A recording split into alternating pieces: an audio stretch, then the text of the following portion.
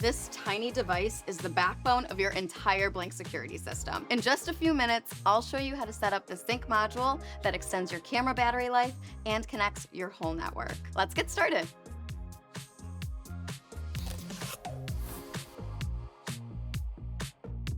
If you're new to Blink, begin by downloading the Blink Home Monitor app and creating your account. The Blink app is the command center for all your Blink devices. It's where you can see, control, and customize everything right from your phone.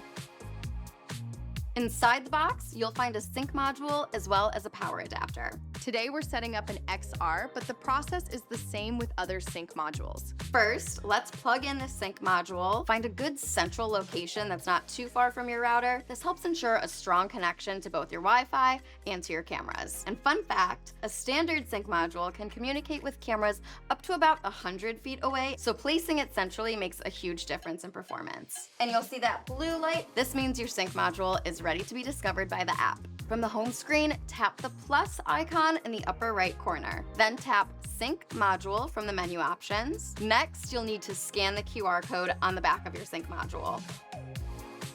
If this is your first Blink product, you'll need to create a new system with a unique name that makes sense to you. Maybe home system, apartment system, the Blink brain. Once your Sync module is showing a blinking blue light and solid green light, tap Discover Device in the app. The app will prompt you to join a temporary Wi-Fi network. Go ahead and tap Join. Now select your home Wi-Fi network and enter your password. This might take a minute as your Sync module connects and possibly updates its firmware, so just follow the on-screen instructions and be patient. And that's it. We're online.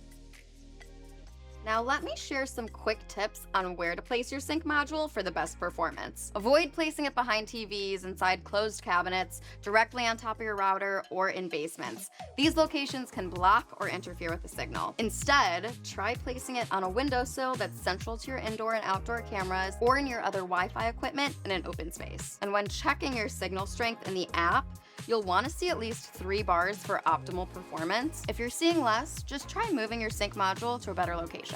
Thanks for watching. Don't forget to like and subscribe for more smart home setup videos. See you next time.